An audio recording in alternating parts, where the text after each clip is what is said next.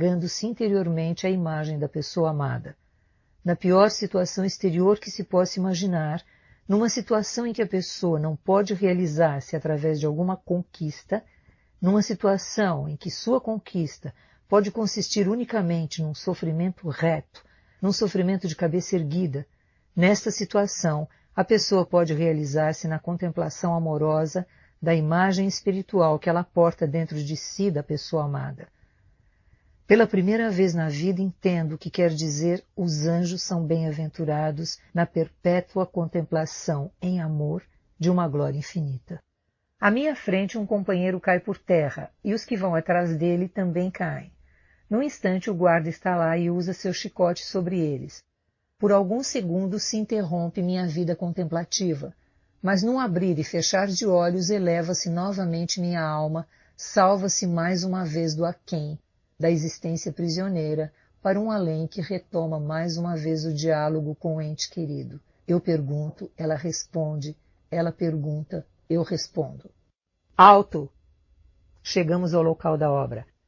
Cada qual busque sua ferramenta, cada um pegue uma picareta e uma pá. E todos se precipitam para dentro do galpão completamente às escuras para arrebanhar uma pá jeitosa ou uma picareta mais firme. Como é, não vão se apressar, seus cachorros imundos?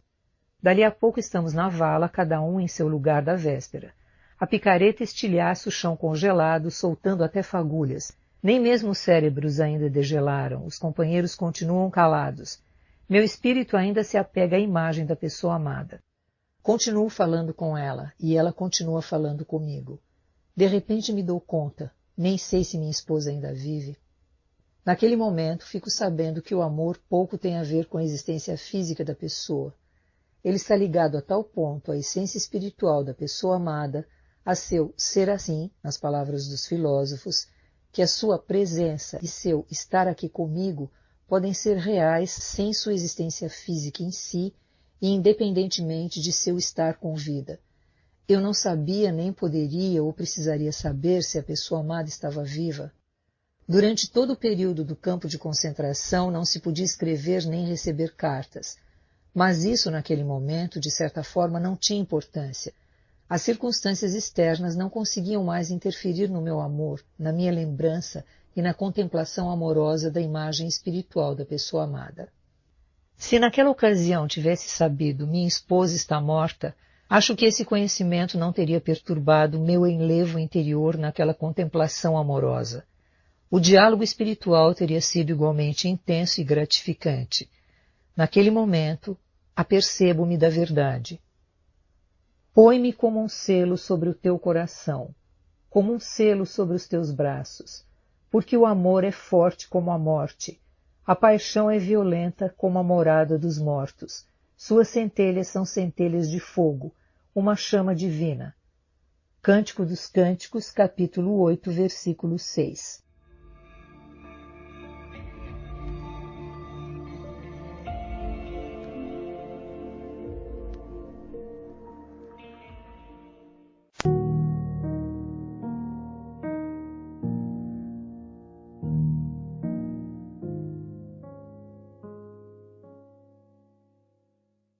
Meditação na vala. Aquele que vive no campo de concentração e está disposto a voltar-se para seu interior tem outro recurso para escapar do vazio, da desolação e da pobreza espiritual de sua existência atual. O refúgio no passado. Absorta em si mesma, a fantasia da pessoa sempre volta a reviver experiências passadas, mas o que ocupa o pensamento não são as grandes experiências e sim, muitas vezes, um fato corriqueiro, as coisas mais insignificantes de sua vida anterior. Na lembrança nostálgica, elas se apresentam sublimes ao prisioneiro. Distanciada da vida real e do presente, voltada para o passado, a vida interior recebe um cunho peculiar. O mundo e a vida lá fora estão muito distantes. O espírito tem saudade deles. A gente anda de bonde, chega em casa, abre a porta da frente, o telefone toca. A gente caminha para atender e acende a luz do quarto. São detalhes aparentemente irrisórios como esses que o prisioneiro gosta de lembrar. A doce recordação desses pormenores o comove até as lágrimas. Entre aqueles pinheiros altíssimos, o sol poente resplandece como na famosa aquarela de Dürer. Outra vez, à noitinha, Estávamos estendidos no chão de terra do barracão, mortos de cansaço, o prato de sopa na mão, quando entrou um companheiro correndo e mandou-nos depressa para a área de chamada da turma, apesar de toda a nossa fadiga e do frio lá fora, só para não perdermos uma visão magnífica do pôr do sol. Vimos então o ocaso incandescente e tenebroso, com todo o horizonte tomado de nuvens multiformes e em constante transfiguração, de fantásticos perfis e cores sobrenaturais, desde o azul cobalto até o escarlate sangue, contrastando pouco mais abaixo com os desolados barracos cinzentos do campo de concentração e a lamacenta área onde é feita a chamada dos prisioneiros, em cujas posses ainda se refletia o céu incandescente. E alguém exclamou após alguns minutos de silêncio arrebatado: o mundo poderia ser tão belo.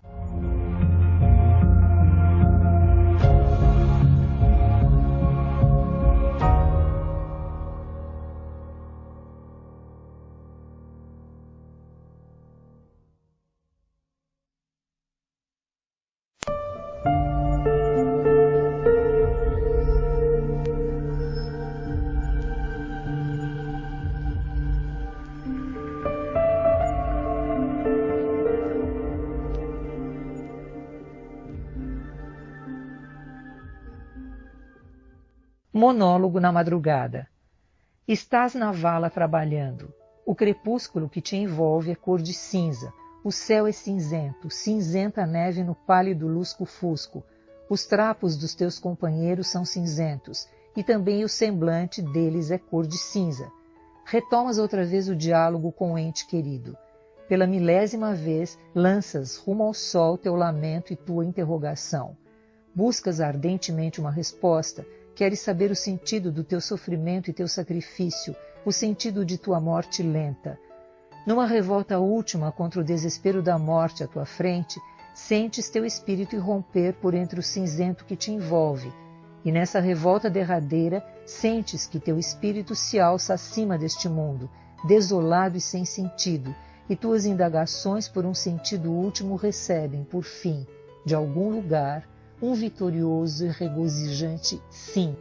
Nesse mesmo instante, acende-se ao longe uma luz na janela de uma distante moradia camponesa, postada feito bastidor à frente do horizonte, em meio à cinzenta e desolada madrugada bávara. Et lux in tenebris lucet, e a luz resplandece nas trevas. Agora estiveste horas a fio picando o chão congelado, outra vez passou a sentinela e debochou um pouco de ti, e de novo recomeças o diálogo com teu ente querido.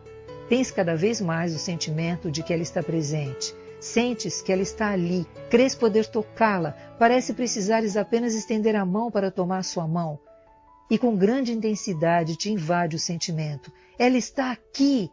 Eis que no mesmo instante, o que é isso? Sem que tenhas notado, acaba de pousar um passarinho à tua frente, sobre o torrão que acabaste de cavar, para te fitar atento e sereno.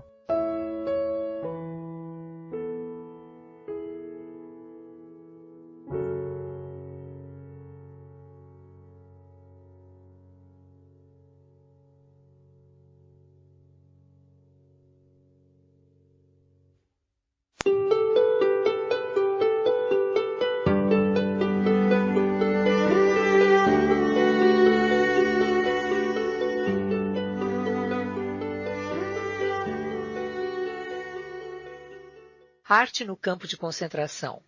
Falamos acima de arte. Arte no campo de concentração será possível? Claro, depende do que se chama de arte. Vale dizer que, vez por outra, havia inclusive teatro improvisado. Desocupava-se provisoriamente um barracão, improvisavam-se alguns bancos de tábuas e elaborava-se um programa. E à noite vêm aqueles que passavam relativamente bem no campo, como, por exemplo, os capos ou os trabalhadores internos que não precisavam marchar para o trabalho externo.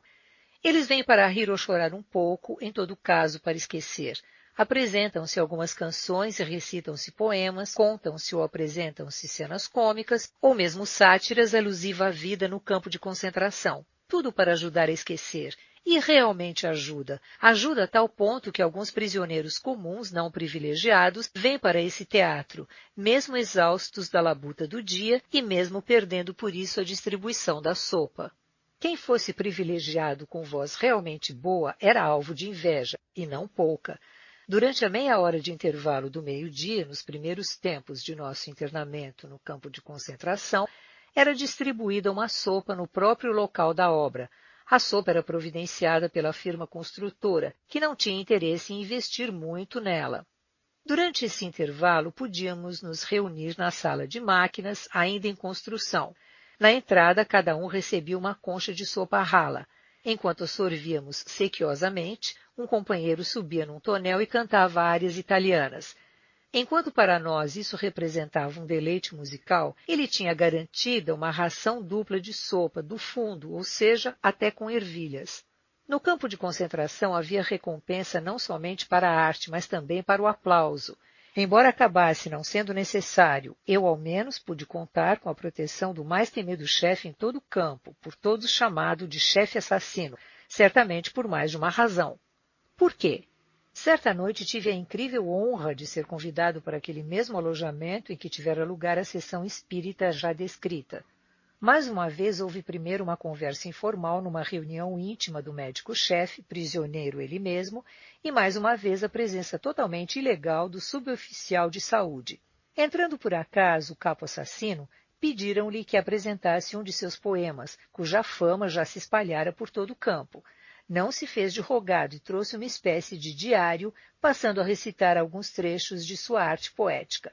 Ao ouvir um de seus poemas de amor, tive que morder os lábios para não cair na gargalhada, o que sem dúvida me salvou a vida. Além disso, não poupei aplausos, o que de certo me salvaria a vida caso eu fizesse parte do seu comando de trabalho. Esse fora o caso uma única vez e por um só dia, o que para mim já foi mais do que suficiente. Em todo caso, era conveniente o capo assassino ter boa lembrança da gente.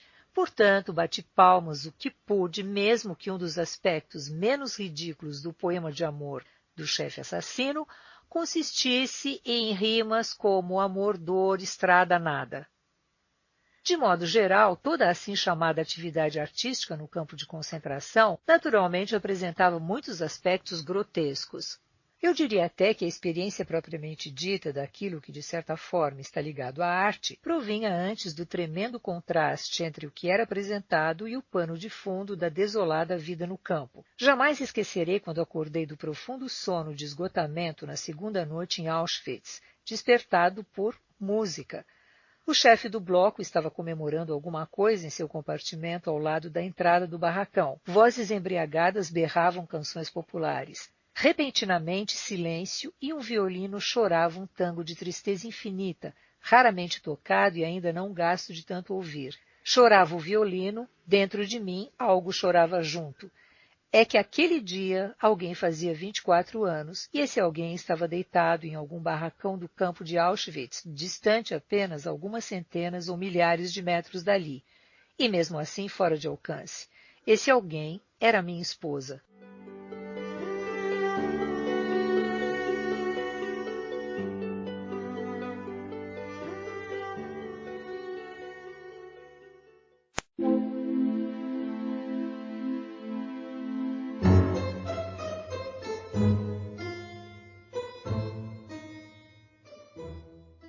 Humor no campo de concentração. Se a pessoa que está fora já pode se surpreender com o fato de o campo de concentração permitir algo como a experiência da arte ou da natureza, mais ainda se espantará se eu disser que ali existia também humor. Claro, somente um princípio de humor, e mesmo assim apenas por segundos ou minutos. O humor constitui uma arma da alma na sua luta por autopreservação. Afinal, é sabido que dificilmente haverá algo na existência humana tão apto como o humor para criar distância e permitir que a pessoa se coloque acima da situação, mesmo que somente por alguns segundos. Um amigo e colega com quem trabalhei lado a lado por semanas a fio no local da construção foi por mim adestrado na prática do humor. Propus-lhe o compromisso mútuo de inventarmos ao menos uma piada por dia, mais especialmente uma ocorrência que poderia ter lugar após a nossa libertação e volta para casa. Ele era cirurgião, tendo sido assistente em uma sessão de cirurgia hospitalar. Assim, por exemplo, tentei fazê-lo sorrir certa vez, descrevendo a dificuldade que ele teria, após a volta para casa e para o antigo campo de atividade, em perder os hábitos adquiridos no campo de concentração. Diga-se de antemão que quando o chefe da obra se aproximava do local de nosso trabalho para inspeção, o supervisor procurava acelerar o ritmo com o habitual mexam-se, mexam-se. O que contei a meu companheiro foi o seguinte: quando você estiver novamente na sala de operação realizando uma demorada cirurgia de estômago, o atendente da sala de operação vai entrar correndo e dizer mexam-se, mexam-se para avisar que o chefe está chegando. Muitas vezes os próprios companheiros inventavam esse tipo de situação engraçada no futuro. Assim prediziam, por exemplo, que quando fossem convidados para um jantar em sociedade, poderia suceder que, distraídos quando fosse servida a sopa, pediriam à dona da casa, assim como pediam ao capo no intervalo do meio-dia, que ela lhes desse sopa bem do fundo, para pescar algumas ervilhas ou meia batata. A vontade de humor, a tentativa de enxergar as coisas da perspectiva engraçada, constitui um truque útil para a arte de viver. A possibilidade de optar por viver a vida como uma arte, mesmo em pleno campo de concentração, é dada pelo fato de a vida ali ser muito rica em contrastes, e efeitos contrastantes, por sua vez, pressupõem certa relatividade de todo o sofrimento. Em sentido figurado, se poderia dizer que o sofrimento do ser humano é como algo em estado gasoso. Assim como determinada quantidade de gás preenche um espaço oco sempre de modo uniforme e integral, não importando as dimensões desse espaço, o sofrimento, seja grande ou pequeno, ocupa toda a alma da pessoa humana, o consciente humano.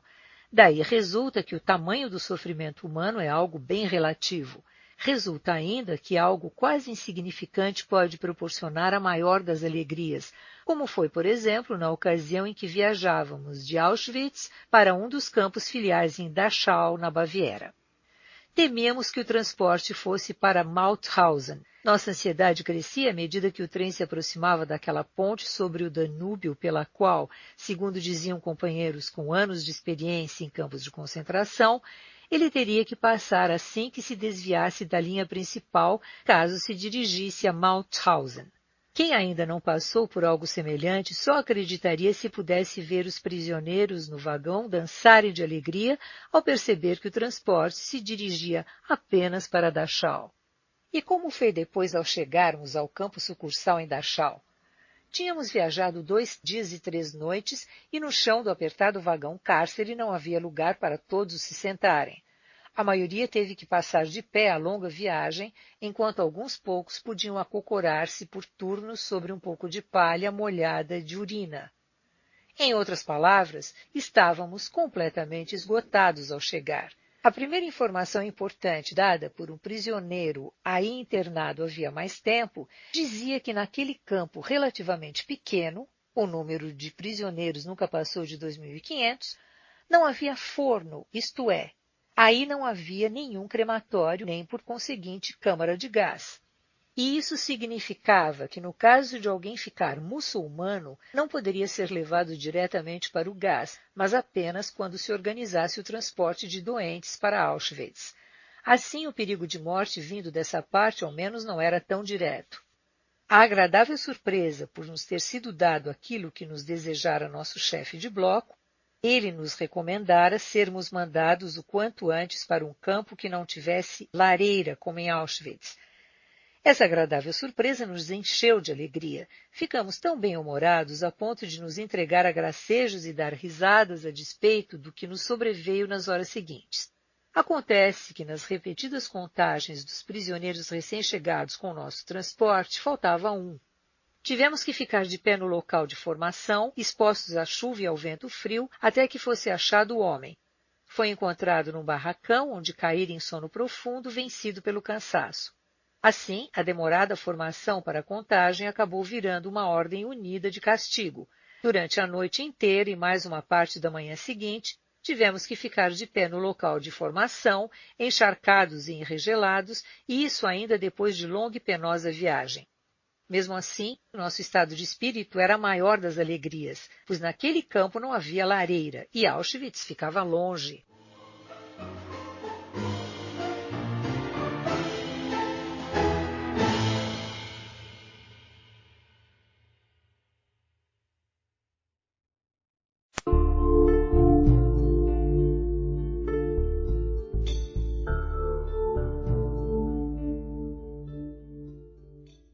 invejando presidiários. Como nos sentíamos quando víamos um grupo de presidiários passando pelo local de trabalho? Ali se revelava flagrantemente a relatividade de qualquer situação de sofrimento. Ocorre que invejávamos esses presidiários por sua vida relativamente regrada, relativamente assegurada, relativamente asseada. Era com melancolia que pensávamos: esses aí podem tomar banho regularmente, eles sem dúvida têm sua escova de dentes, sua escova de roupa, seu catre, cada um o seu, sua correspondência mensal. Eles sabiam onde estavam seus familiares e, principalmente, que estavam com vida. Nós, entretanto, fazia muito que não gozávamos mais desses privilégios. Como invejávamos até aqueles entre nós que tinham a grande chance de ir trabalhar numa fábrica em ambiente fechado, protegidos do frio e do tempo. Com quanta ansiedade cada um de nós esperava essa chance de salvar a vida. Mas a escala de felicidade relativa ainda vai além. Mesmo entre nós que tínhamos que trabalhar em grupos de trabalho externo, podia ser que aquele destacado para um comando pior invejasse outro justamente por este não ter a infelicidade de ficar 12 horas por dia descarregando as vagonetas de uma linha rural numa encosta íngreme com o barro até os joelhos. Nesse comando ocorria a maior parte dos acidentes, que eram diários e muitas vezes fatais. Outros comandos tinham capatazes tão rigorosos, inclinados à violência contra os prisioneiros, que nos considerávamos relativamente felizes pelo fato de não pertencer a eles. Certa vez, por uma infeliz coincidência, caí num desses comandos de trabalho. Durante 2 horas, o supervisor me maltratou constantemente, até que um alarme aéreo forçou a interrupção do serviço. Depois se tornou necessária uma nova distribuição do pessoal em grupos de trabalho. Não fosse isso, eu acabaria sendo transportado de volta para o campo de concentração sobre o trenó em que eram levados os companheiros já mortos ou prestes a morrer de esgotamento. Ouvir a sirene de alarme numa situação dessas é uma redenção que nem o pugilista pode imaginar. O pugilista que sabe, por experiência, o que representa, no fim de um round, a batida do gongo que vem salvá-lo do nocaute no último instante.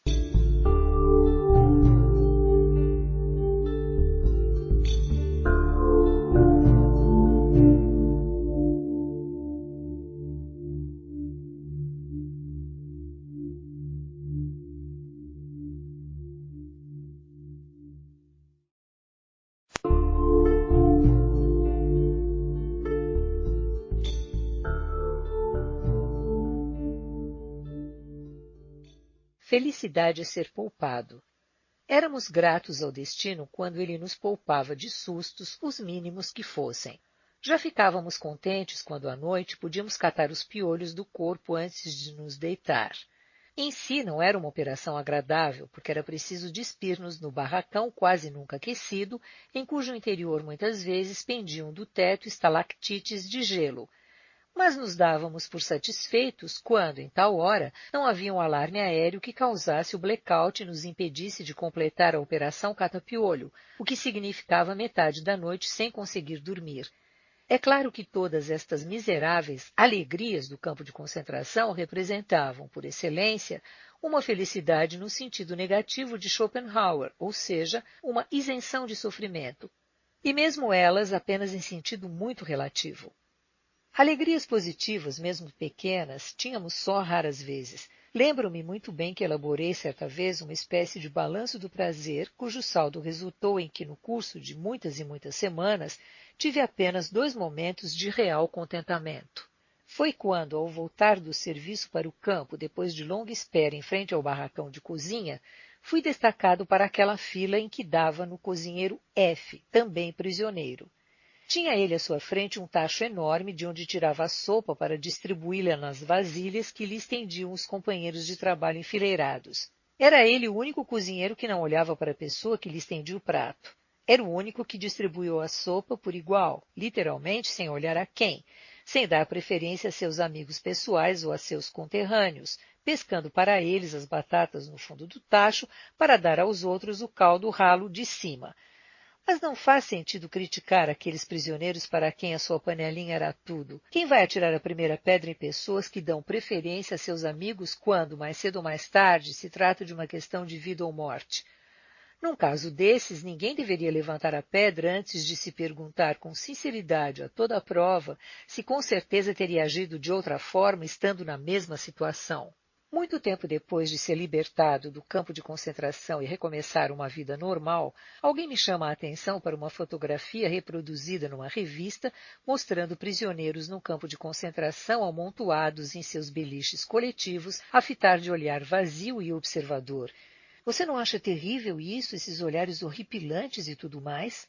Como assim? Pergunto eu, e de fato não consigo entender. Pois naquele instante surge um quadro dentro de mim. 5 horas da manhã. Lá fora, noite escura ainda. Estou deitado sobre as duras tábuas de um galpão de chão batido, no qual cerca de 70 companheiros estão em repouso, isto é, deram-nos baixa por estarmos doentes e não precisamos deixar o campo de concentração para marchar rumo ao trabalho.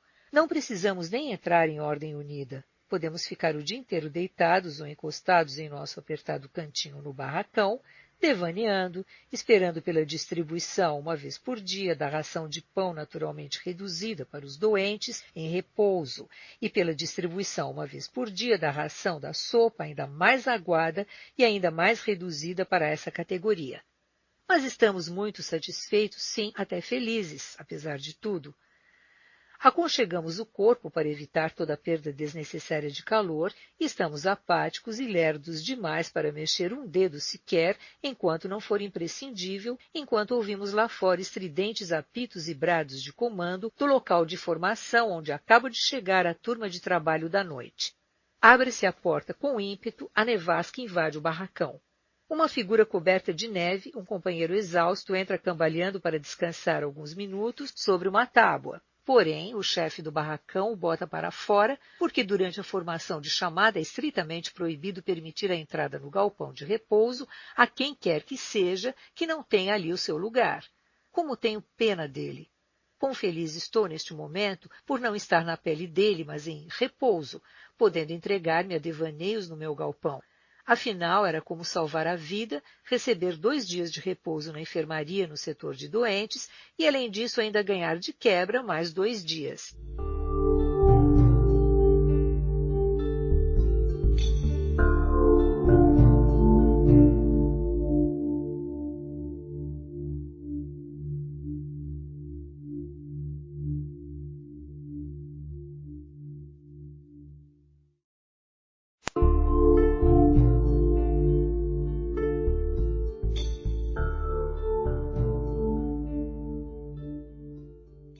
Ir para o setor de tifo exantemático? Mas daquela vez ainda tive muita sorte. Ao passar o 4º dia em repouso, constava que eu seria destacado para o turno da noite, o que para mim significava morte certa. Inesperadamente, o médico-chefe precipitou-se para dentro do barracão e instou comigo para que me apresentasse voluntariamente para o serviço médico em outro setor, o de tifo exantemático. Contrariando os insistentes conselhos dos meus amigos e a diferença do comportamento calculista de quase todos os outros colegas de profissão não engajados, imediatamente resolvi apresentar-me. Eu sabia que num comando de trabalho eu me acabaria dentro de pouquíssimo tempo. Já queria morrer, então eu queria que minha morte tivesse sentido.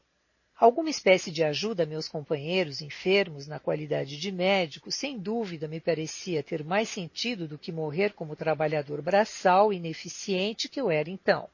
Isso foi para mim um cálculo muito simples e de modo algum um sacrifício heróico.